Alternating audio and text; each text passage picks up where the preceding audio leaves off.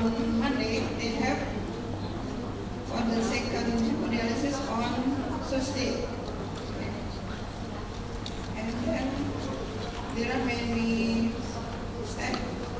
First, the position for the body of the patient, back straight, and then breathe deeply and slowly for relax and release tension. And then close the eyes slowly and slightly. And then imagine yourself in the mind, imagine sitting comfortably. And then pay attention to the breathing. When inhaling and exhaling, feel the air flow through the nose, and then stay focused on the body. And then after 50 minutes, slowly open the eyes. For the intervention group, the age 56 until 65 years, there are 46.7%, almost married, 30 responded, 100%, and then female, 17 responded, and then unoccupied, 40%. And then for the control group, it is like same with the intervention. Almost all of them are unoccupied. And then the conclusion, mindfulness intervention was positively affect to the quality of life in chronic kidney disease patients. And it is recommended for healthcare professionals to apply mindfulness to the better patient quality of life. Okay. I think that's all. Thank you. I have no question. Any questions from the floor?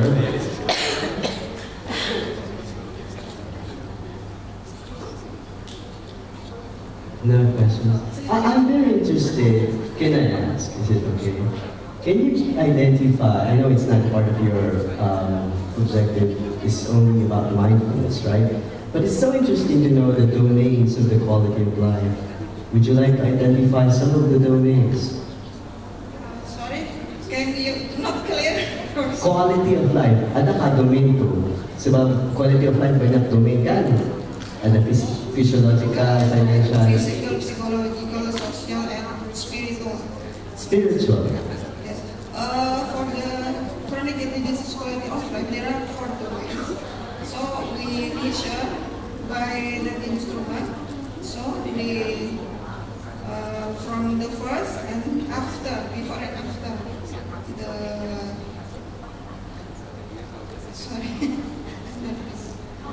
before and after the intervention.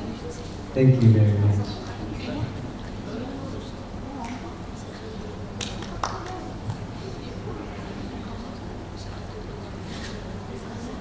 Okay, can we call on the next presenter? Kamran Ashraf, and Liana Suraya Sabian Sultan. Bioactive compound extraction from different solvent extracts of beef instead of Ceriteria asiatica and phytochemical analysis via LCMS.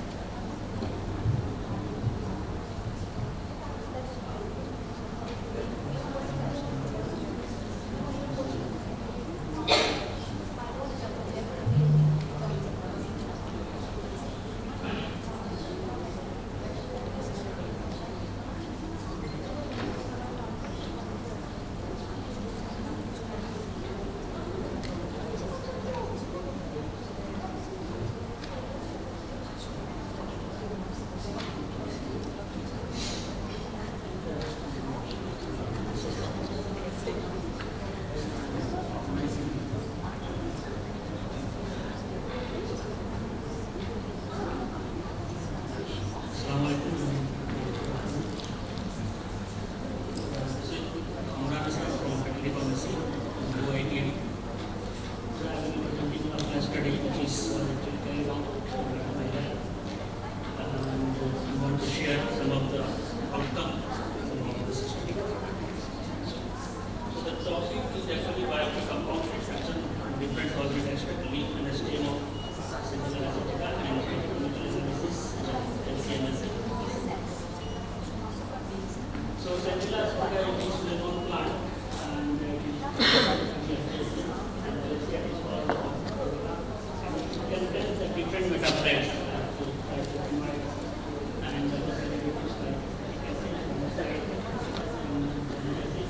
because this plant was thoroughly studied, but here what actually I want to explore, we put different parts of the plant, leaf and stem. Basically, there are many drugs available in the plant in the formulation available in the market, and currently in this study we are taking two plants, one is the leaf and the stem, and we are going to see different kinds of metabolites in this different parts. So I said that we are going to use the ultrasonication method, and because this all the methods that the reported basically was analytical method, but here we used the ultrasonication fixing method, which is just time consuming, and also we took the not only one solvent, to mixture of solvent to different type of solvent and mixture of solvents. We put that we found that one or two or three different types of solvent, but mixture of solvent was not reported. So by using this different type of solvent and using the ultrasonic method and LCMS analysis, different for each type of different compounds from this study. So the objective of this study, actually, we can say that we are using leaves and stem, and by using different types of solvent and ultrasonication extraction method. The second one to evaluate total phenolic content from these different extracts, and after that we have done analysis by LCMS.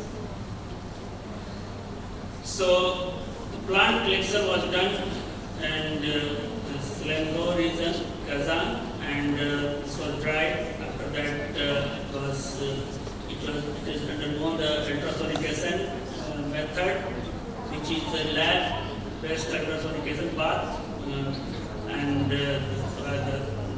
all the parameters are shown here. After that we prepared different types of extracts. So after this we did the FC method by total phenolic content evaluation by FC method. Then we did the LCMS analysis of actually methanolic extract, because methanol extract is very common and most molecules solvent. So that's why we use the LCMS for the methanolic extract. So these are the parameters of this LCMS method. Now we look at the results.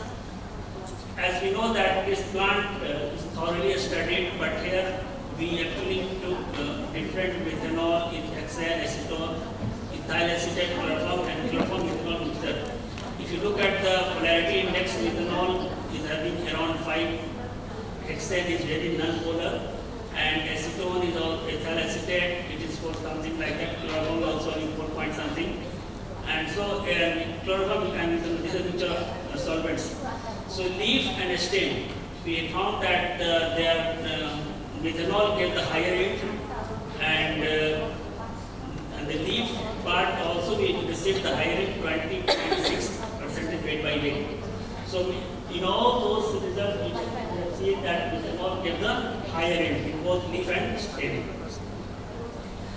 If you look at the total phenolic content, we found that the TPC, the total, as I told, the methanol gave the higher rate, and the total phenolic content from all these extract, we found that chloroform, then chloroform methanol, then acetone, then methanol, and hexane, then ethyl acetate.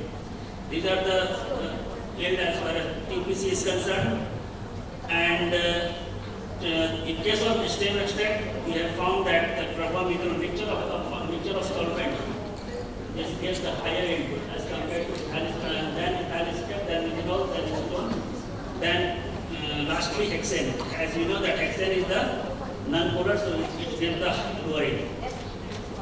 So this is the LCMS spectrogram that done from ethanolic extract, and these are the metabolites actually reported. As we see here, there are different types of metabolites we have found, you can say identified: oleic acid, adenic acid, citric acid, and many other compounds which are having different types of biological activity already reported. So we have actually we have seen and we have identified many compounds which was found in the by LCMS analysis.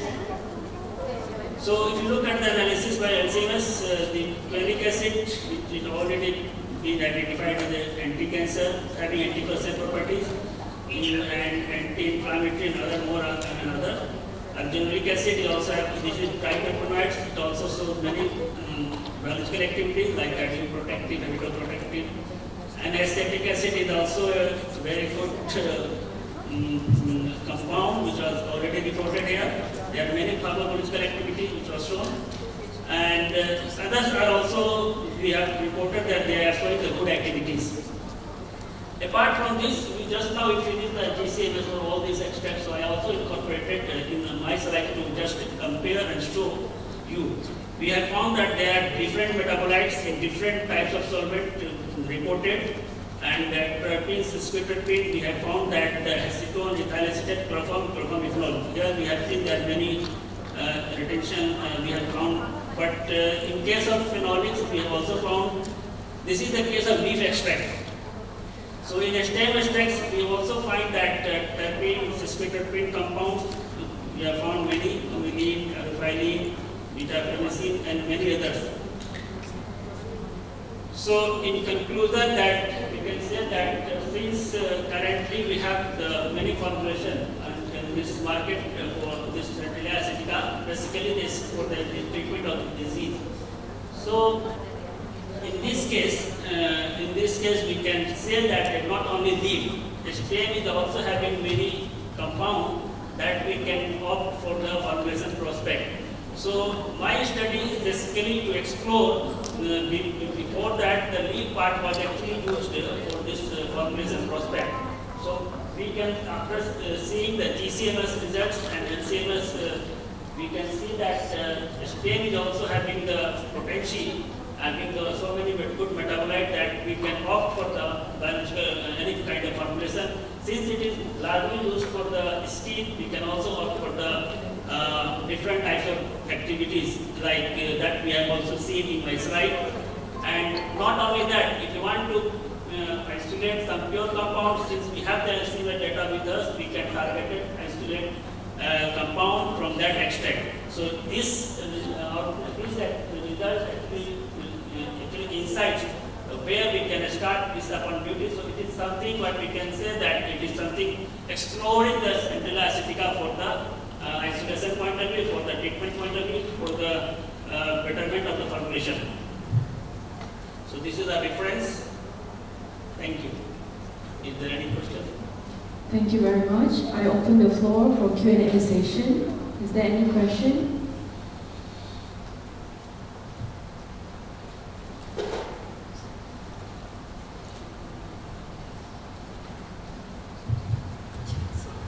What is the purpose of determining phenolic content in each of your experiments?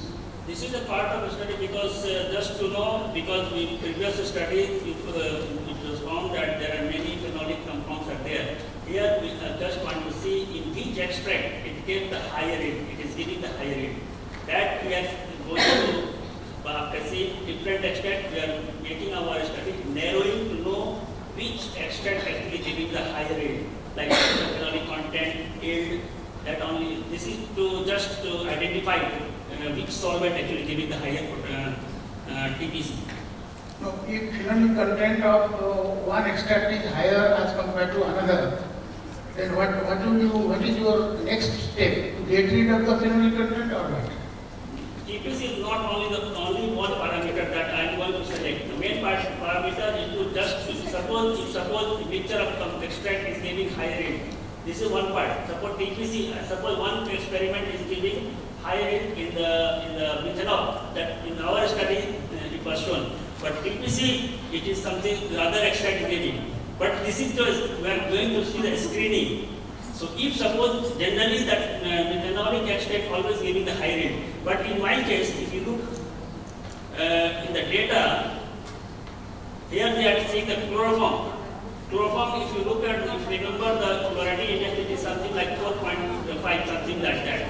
So the chloroform is giving the higher TPC. But in case of stem extract, the mixture of chloroform methanol, it is giving the higher TPC.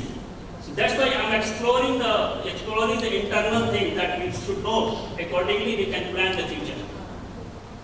And how do you know that these extracts will be, some extract will be anti-inflammatory, some extract will be that we will go for the in vitro test. This is the primary study that we are knowing that this stem is giving the higher TPC. If you want to go again higher and higher, we need to do primarily. Suppose if you want to work on anti-inflammatory, whatever XYZ, we need to do in vitro basic test.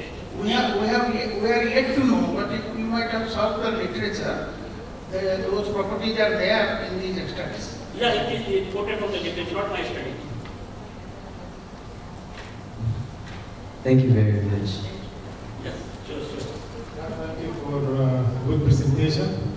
My question is about ultrasonication. Ultrasonic acid. It's good. This time of ultrasonic. Yeah, okay, fine.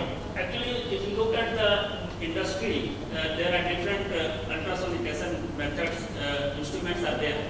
Since we have, my student actually worked at the basic instrumental, what we can say, instrument that is called ultrasonic acid bar. That we are actually using the sample for the ultrasonic acid. It is not something like that we are talking about the industry. These are something different. So this instrument is actually ultrasonic acid because the wave, what ultrasonic acid waves are also there inside. This lab ultrasonic acid. Use specific waves. Yeah, specific wave. So that is very efficient, less time consuming, and we found that very good results we obtained from this ultrasonic acid. Thank you. Thank you. One last question. Hello. So ultrasonication is very eco-friendly and sustainable, right? Ultrasonication of your leaves are leading to eco-friendliness and sustainability of the environment by replacing chemicals. So can you identify how does it reduce the need for harmful chemicals? This study, the ultrasonication. What you did is very eco-friendly and sustainable. Eco-friendly. And sustainable, right. Can you identify any of those harmful chemicals that you have replaced? These all chemicals are actually reported in this plant. So if you talk about the chemical, in case of solvents like chloroform, we cannot use, because before purchasing this chloroform, we need to take some special permission from the company. But other solvent not like that. So in this, there are different metabolites are there. These are already all there. Unless until it is something so very toxic, which is always not in, because some companies are making formulation. So it is being tested. Without testing, no formulation will come into the market for the public use. So that test is under the government policies, under the industry, some special regulations, and then industry has also in some office, they will test about their potential, how they are doing. So this is not our matter. If I am the person to utilize this, you just follow the company guideline what they are planning. Before coming to the Malaysian market, they have to follow the rules and regulations which is applied to the government of Malaysia.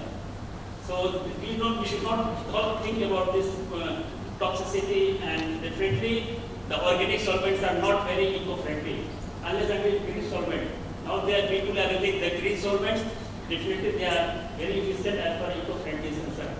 But they still, we are always getting the good results from this basic organic solvent. They are always cheap as compared to the other solvents which are eco-friendly. Okay, thank you very much. Thank you. Any question? Shall we proceed? Yeah.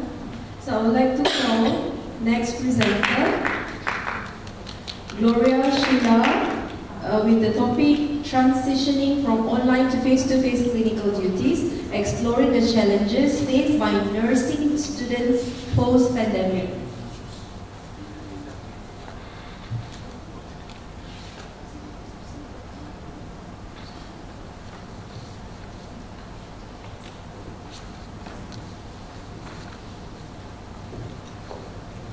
Good afternoon, everyone.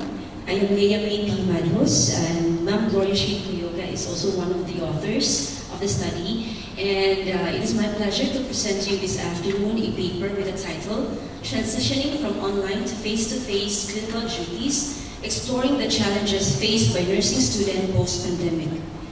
Nursing education centers on training students to be qualified graduates of the program, producing professionals capable of working efficiently and executing the appropriate clinical judgment and skills. With the COVID-19 pandemic affecting the traditional methods of nursing education, identifying the learning experiences of the students regarding the modifications in their education when faced with abrupt changes from face-to-face to remote learning and transitioning back to face-to-face is of great necessity in managing the perceived educational gaps. As educational institutions in the Philippines cater to the return to traditional face-to-face classes, transitioning from one learning medium to another poses another challenge to students, faculty, and administrators alike. It started student clinical placements in affiliated health institutions during the school year 2022 to 2023. As the only two batches of nursing students in Mindanao State University, Iligan Institute of Technology to have their clinical duties to be subjected to multiple transitions from one learning modality to another, an investigation of the student's individual and collective experience was conducted, and the lack of data regarding the latest shift in nursing education at Mindanao State University, Iligan Institute of Technology pushed the researchers to conduct this study to explore the lived experiences of nursing students in the clinical learning environment during the said semester. The main goal of this undertaking was to explore the nursing students' clinical duty experiences. In addition, this study tried to explore the students' experience physiological changes, challenges, and difficulties and coping mechanisms during clinical exposures.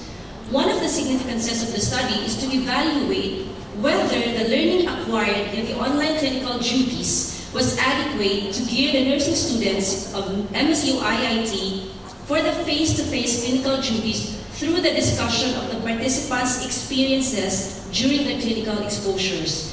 This also helped clinical educators identify the learning gap between online classes and face-to-face classes, as the results of this study may be a basis for a reinforcement program to help nursing students improve their clinical skills and knowledge. For the research methodology, we have utilized qualitative research method with a descriptive phenomenological approach. This is conducted at MSU IIT, College of Health Sciences at Iligan City, Lanao del Norte of the Philippines. There are about 23 participants from third year and fourth year nursing students who were enrolled during the first semester of the academic year 2022-2023 with a purposive sampling method. For the data analysis, we used the reflexive analysis of Braun and Clark's 6-phase framework for thematic analysis to make sense of the transcripts from the interviews conducted with the participants using the following steps. Step 1 is to become familiar with the data. Step 2 is to generate initial codes. Step 3 is to search for themes among these codes. And step 4 is to review these themes and then define the themes and eventually start writing up. For the results and discussion, there are 4 emerging themes that surface during the focus group discussion. One is about physiological changes or health problems with several sub-themes, but we already use, make use of the 4 sub-themes. Another theme that emerged was that the role function as a student or the realization as a student nurse. For the theme 3, these are the challenges and difficulties faced, and the theme 4 are the coping mechanisms. Next slide will show these different themes according to the discussion. For the physiological changes or health problems, there are 4 sub-themes, and these are your sleep deprivation, physical exhaustion from patient interaction and clinical forms accomplishment, self-care deficit, and sickness. So when there is self-deprivation, the lack of sleep decreases brain function, of course, and memory loss, which can be detrimental to their duty, and this can impair patient care. For physical exhaustion from patient interaction, standing for hours, which is an ergonomic hazard. So it proposes, or during the discussion or the focus group discussions with the participants, they propose an ergonomic education in a clinical learning environment during their clinical training. And when there is clinical forms accomplishment, which is part of the nursing students' training, when there is sleep deprivation, physical exhaustion, information that they wrote may pose a danger to the patient when it is erroneous. The sub-theme self-care deficit states that the schedule of the student nurses' clinical duties could go straight to the extent that they become tired and get little time to take care of themselves. For sickness, it constitutes long work hours, so that time was not declared yet as post-COVID or post-pandemic, so thinking of COVID infection is unavoidable. If students suffer from sickness, they cannot properly perform their tasks. So this is the first theme that emerged during the focus group discussion. For the theme 2, these are the realization as a student nurse. While theme 1 is more of the negative aspect, somehow in the realization as a student nurse, some emerge positive feedback from the participants. One is the improvement of knowledge, skills, and attitude. The repeated exposures in the clinical setting improve their KSA, or the knowledge, skills, and attitude, and this benefits patient care. Another sub-theme is the reality check. There is a stark contrast between the theoretical concepts of nursing education and the realities they encountered while on duty. So, complete understanding of the purpose of their hospital placements in the actual world, things become unpredictable, so what one does constantly shifts to the actual occurrence. Another realization was the unpreparedness and lack of confidence. This emotion negatively affected the nursing function. Actual work is different from theory, and that becomes, they have this term they call duty shock. So the lack of self-confidence is caused by a lack of knowledge and skill. And of course, when we are not confident, sometimes mistakes were committed. The feeling of excitement and fulfillment as well was part of the sub-theme, which is an opportunity to apply what they had studied for years in school. So this becomes a positive feedback from them, that positive feelings could benefit the patient and the area they were posted for clinical learning. Another realization by the student nurse that emerged was the moral ethical dilemmas. There were non-ideal practices being followed in the hospital. There are nurses who are not sensitive to the patient's needs, and this may be influenced by them, and they might do so similarly when they become professional nurses. This can be detrimental to the patient confined in the hospital, since the lousy practice can affect the patient's care and treatment. Another theme that emerged was the challenges and difficulties faced. Pressure due to expectations, utilizing therapeutic communication in student-nurse-patient interaction, and overemphasizing form, written, and performing skills. Another challenge was adjusting to the workplace environment. The last theme that was identified was the coping mechanism. Student nurses would perform group bonding or engaging in recreational activities with their group mates. They also perform reflection and consoling oneself, meaning when they self-reflect and they console oneself, and they believe that mistakes are a way to learn and must not be hurt or insulted. Another sub-theme is the teamwork or group dynamics. And lastly, self-determination and self-directed actions wherein they research or review on their own how to perform skills. In conclusion, nursing education is a known fact that clinical learning is a vital part of the training of nursing students. Therefore, clinical experiences must be meaningful and fruitful for nursing students to learn substantially. To acquire clinical learning knowledge and skills, nursing students must be provided with the opportunity to perform actual clinical duties. For this purpose, therefore, the learning environment must be supportive towards becoming proficient to eventually meet the learning outcomes and ultimately provide patient care and patient safety. That's all for my presentation. Thank you so much.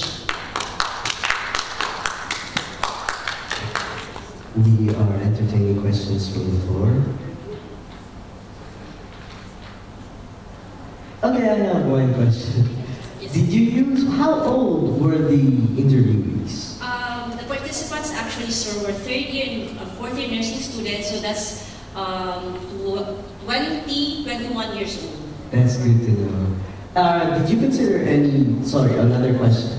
Did you consider any developmental milestone for their mental and their mental conditions based on after the pandemic? And which parameter did you use? Did you use Erik Erikson's developmental milestone or?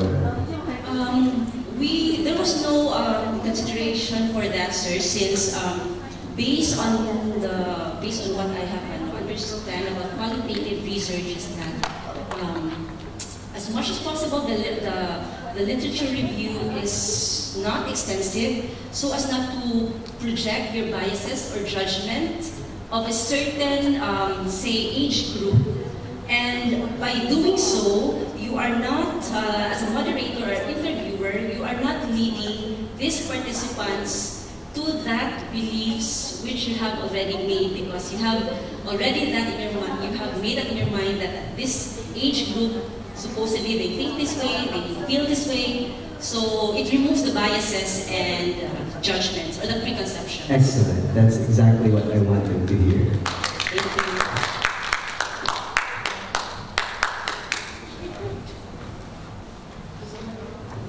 Okay, let's go for number 13, Fesanli Amarillo. Time management strategies and academic stress among the nursing students, a correlational study.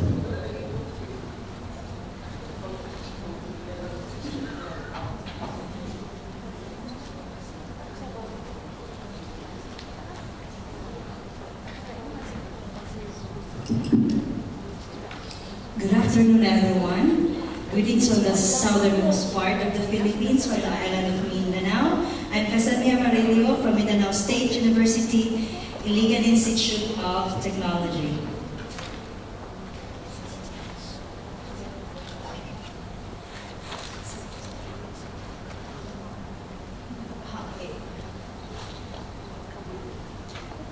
We do know today I will be presenting time management strategies and academic stress among nursing students at correlational study. As we know, nursing education is rigorous, demanding, often leading to heightened levels of stress. Effective time management is crucial for academic success and can significantly influence students' well-being. However, many nursing students struggle to balance clinical responsibilities, coursework, and personal commitments, which can exacerbate stress level. It seems like the movie by Michelle Yeoh entitled Everything, Everywhere, All at the Same Time. They seem to have so many things to do as nursing students.